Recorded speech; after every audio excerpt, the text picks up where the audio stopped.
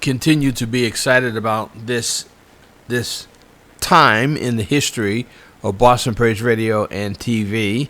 As many of you know, those of you who are following us, that on yesterday I had the privilege of signing a contract, signing an agreement with a company that will now allow us to have a second Roku television channel, and we'll be broadcasting Boston Black News Television Network, the Boston Black News Television Network, out of this studio.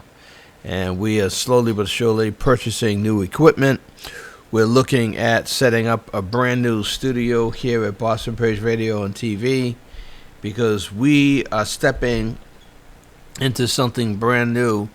We, as you know, are very happy about this, very pleased that God has opened this door for us, and we definitely want to enter in as where we believe we're being led of the Lord to step into this new phase of ministry here on the Boston Praise Radio and TV network. And all of our ministries are under the Global Ministries Christian Church here in Dorchester, Massachusetts. So they ask a question: can anything good come out of Dorchester?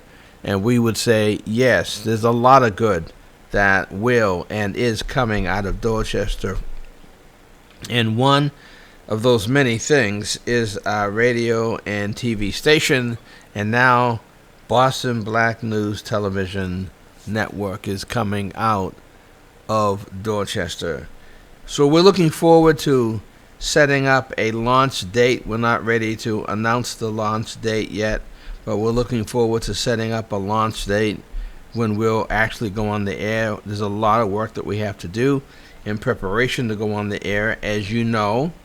And one of those things is that we're going to have to recruit broadcasters. We're going to have to identify people to edit our broadcasts and put them on the air. So there's a lot that has to be done in preparation for us to step into something new. We have to learn and new software at our station. So we're going to have to purchase new software and learn new software that's being given to us by the company that we're working with. So there's a quick learning curve. We have to learn a lot in the next couple of weeks in order for us to launch this new channel. I'm hoping that many of you, if not all of you, who have been listening to us since 2010 will recognize that this is something that God is doing. This is the day that the Lord has made, and we want to rejoice, and we want to be glad in it. This is the day that the Lord has made. We want to rejoice, and we want to be glad in it. And we're hoping that many of you will step into this new phase of ministry with us. We need you. We want you. We believe that by having you with us and a part of us, that our radio and television ministry will continue to grow exponentially. We believe that God is at work here at our radio and TV station. We really do. We believe that God is at work at our radio and TV station, and we want you along with us. We want you with us, to be a part of us, to grow with us, really to help us to grow. And we believe that these doors that are opening because we have been trying to act and trying to be obedient to the call that's on our lives and the call that's on the lives of the people who are involved in this ministry. Now, I want to ask you a question. I received a text today from Pastor Minyard Culpepper. And in the text, he was saying that we've had another shooting in our city, and he was bemoaning the fact that we're experiencing a lot of homicides in Boston at this time. And I'm yawning right now. I want to say good morning to Monica Howard, who's watching us right here on Boston Praise Radio and TV. Pastor Minion was upset that we're experiencing so many homicides, and he was saying that I believe he was saying that the OGs, some of the people who used to be involved in fighting crime at the street level, need to gear up and get back into the streets. That's what he was saying. That's the essence of what he was saying. And I agree with him. I think that so many of us need to gear up and get back into the fight. But I'm very clear on some of the reasons why I stepped away from being actively involved in the fight against crime in our city. Number one, as you know, in 2005, I was led to lead and call for a state of emergency in our city, and it was rejected by a number of the elected officials. Rejected it because they said they do not see the need for a state of emergency. And in their minds, a state of emergency for them meant that the National Guard was coming to town, that the state police would be in the streets taking over. So they rejected the state of emergency because they felt that the state of emergency was bringing in the cavalry. And that's not what I was recommending on the state of emergency. What I was recommending is that we take a scholarly look at what is happening in our city, take a look at our city, take a look at the demographics, look at the poverty level, just do a major study of what was happening in our city, and then the state of emergency would have said we would have paid for a sociologist to come to Boston and to write up a plan, a comprehensive plan to address the crime and violence in our streets, and it was rejected by the elected officials. And so I felt that we needed the financial resources that we pay taxes, and those financial resources belong to us. And so I felt that we needed to use those resources to write up a plan. When you go to war, there's always a plan. When you go to battle, you write up a plan. You talk about the situation as it is, what you would like to see the outcomes be, and then you write a plan that will get you to your final destination. And so there was a response from the city officials where they said they're not going to participate. And so when I heard that, it just made me feel that this city was not really 100% behind stopping the violence in the streets. Because there are all kinds of reasons why this is happening. But if you do not have the law enforcement community at the table, if you do not have the elected officials who are writing the laws at the table, if you do not have the other partners at the table, I knew that single-handedly I could not go back to the streets and do what I did in the 80s and 90s to address this, because at that time I had a ministry behind me. I was a clerk magistrate in the juvenile court system, so I had access to judges and attorneys and probation and U.S. Marshals and DEA and the FBI. I had all of that at my disposal, and I could tap into it at the drop of a hat.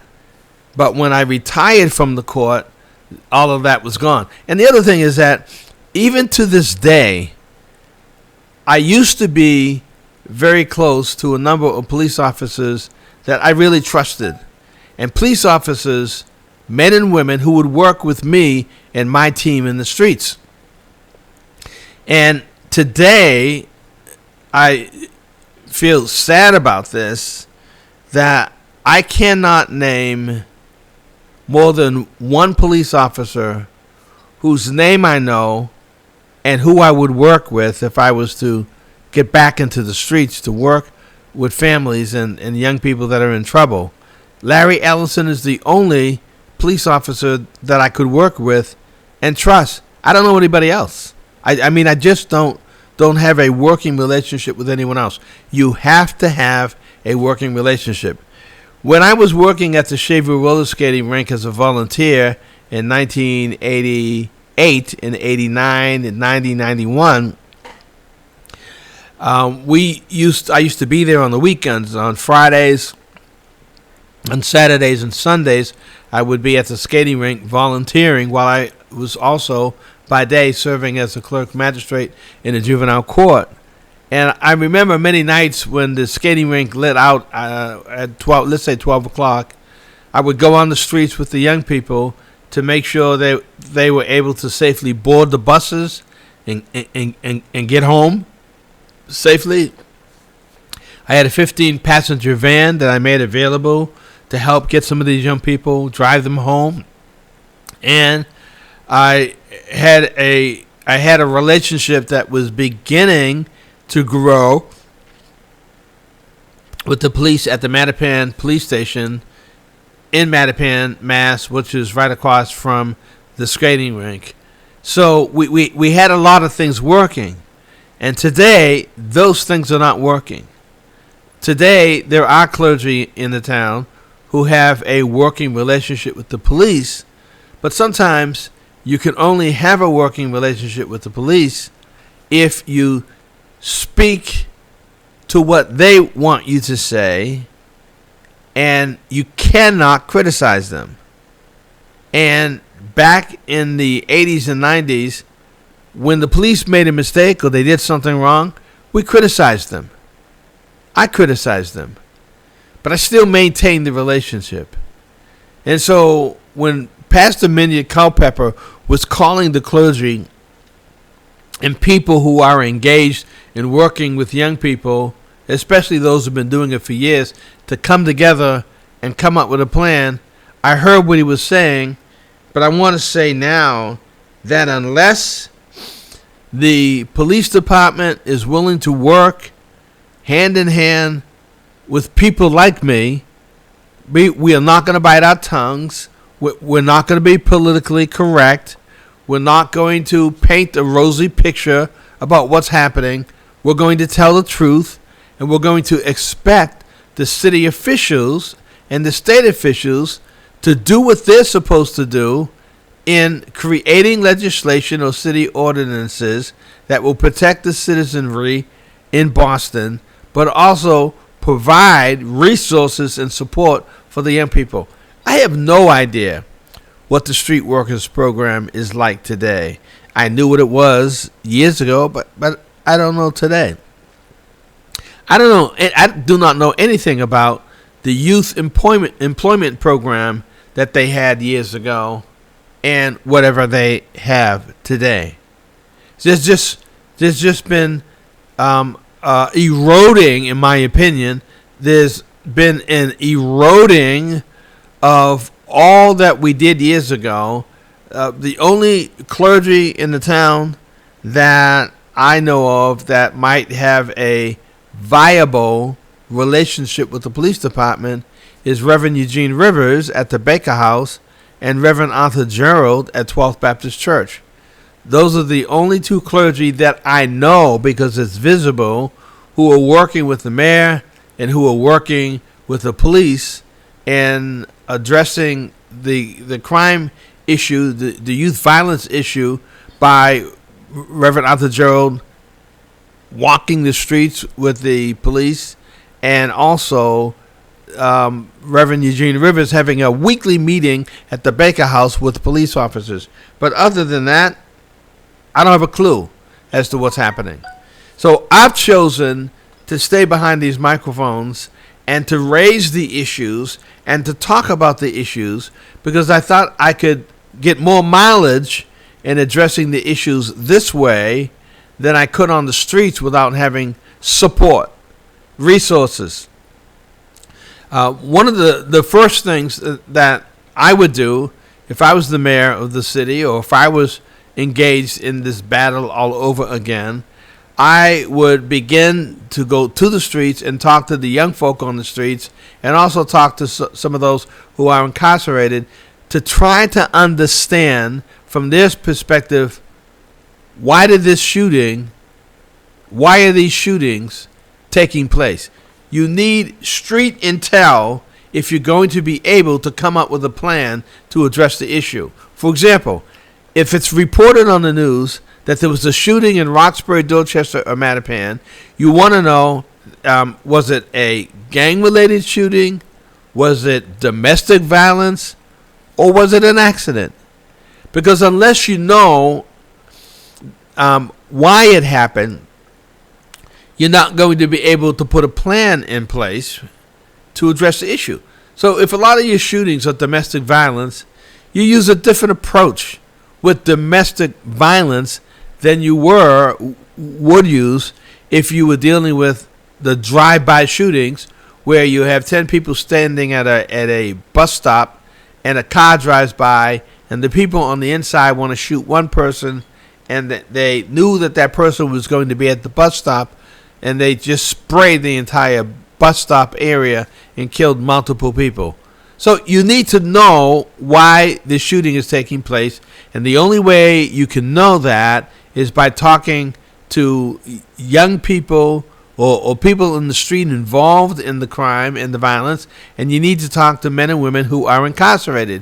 You take both of them, and you take the information that they share with you, and you develop a plan around what they're saying. You look at the demographics in your city. You look at where people are living. For example, I heard, and I'm not going to get this correct, so I'm going to be careful how I articulate this, but I was told that there's a certain section of our city, I believe it's on Blue Hill Avenue, where they say that a majority of the people who are involved in crime, or those who are going away, they say live in a certain measured section of the city. You can say most of the people who are incarcerated and involved in the crime or the violence come from a particular area in the city. That's the area that I would canvass. Those are the folk that I would be talking to. These are the people whose trust I would try to gain.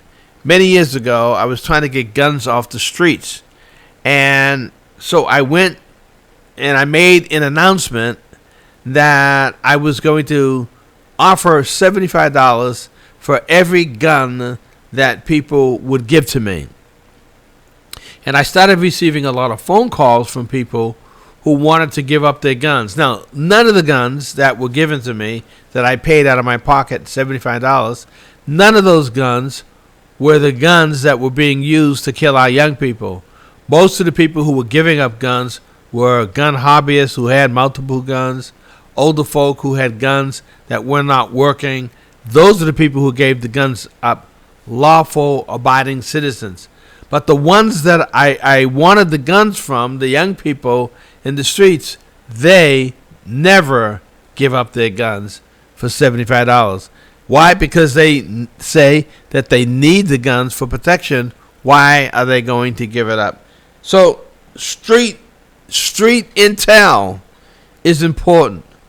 The other thing that needs to happen to address the crime in the city is that every pastor, every church that is located in the city should know their block and walk their block. And I, quite frankly, have not been out on the streets walking the block since the pandemic. We pulled our people back away from that. One, because I'm in the high-risk category of walking in the streets and engaging people, even if I wore a mask. I'm in a high-risk category, so I got to be careful doing that. And we've got to walk in the streets, walk in the troubled areas of the neighborhood, and we need to talk to the people. And when you talk to the people, when you talk to the residents in the area, they will tell you what's going on. They know what's going on. They live there. They watch it. They have the best street intel next to the police. The people who live in the area where it's happening have the best intel. And so, again, Reverend Culpepper, I hear you when you say that you want some of the people who know what they're doing to join you in addressing the violence in the city. I understand that. But, Reverend Culpepper, if your church is located on Humboldt Avenue and the shootings are in Mattapan, that doesn't put you in a geographical position where you know what's happening in Mattapan. I only know what's happening in Hyde Park, where I live, a section of Hyde Park, and I only know what's happening in the 10-block radius of my church. But other than that, citywide, I don't have the intel. You need the intel. And when I worked in the courthouse, I had the intel because I had the records, because all the juvenile cases at that time were coming to my court. So I got to talk to the police officers, the investigators, the truant officers, all of that intel, probation staff, the police detective, all of those resources were at my disposal. And I utilized those resources to make sure I had the information and facts that were needed in order for me to make a wise choice and a wise decision while I was on the street. My telephone number is 617-282-0685. 617-282-0685 is my number. If you want to give me a call and you want to share with me and tell me what's happening in your neighborhood, what's happening on your street, are they shooting or are those firecrackers? Are the residents in your area of the city doing anything about what's happening, or are they behind closed doors, not coming out until the next morning? There are people who are living like they're under fire, and they when they're home, the doors are closed, the doors are locked, the windows are closed, and they're not going out until the next morning.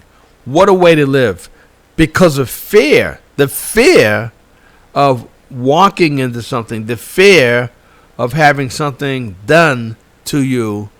It's really scaring a lot of people. And I'm hoping that Pastor Culpepper, Reverend Rivers, Reverend Gerald, and others will come up with a comprehensive plan, is what I call it, a comprehensive plan to address and fight this violence on the streets. People are being shot, people are dying, and it's happening under our watch. It's happening under our watch. And we, as citizens of the community, of the city, we ought to do something about the violence. We ought to say something. We ought to do something. And if you remember, in 1983, we started something called Drop a Dime Report Crime. And it was an organization, a ministry, an outreach in the community where people would actually, good morning, Patty, and good morning, Ruffin Thomas and Eric Kennedy. People would call into an answering machine, and they would leave information about what's happening in the neighborhood. If there were certain codes that people were using on the streets to buy their illegal drugs, they would call in and tell us the codes that people were using. They would call in and tell us where the violence was taking place and who committed this violent act. People gave us a lot of information. And that, as far as I'm concerned, is all dried up. And as far as I'm concerned, that's gone. It's not here anymore. And so I'm hoping that with Reverend Culpepper's call for the pastors, the OGs that used to be in the neighborhoods and streets, that they will come back and work with him to addressing crime. I'm Pastor Bruce Walton. You're listening to Boston Praise Radio and TV. We're located at 670 Washington Street in Dorchester, Mass. And we're looking forward to spending more time with you today on Boston Praise Radio and TV. I was sharing a few minutes ago about a call that Reverend Minyard Culpepper has put out to the churches.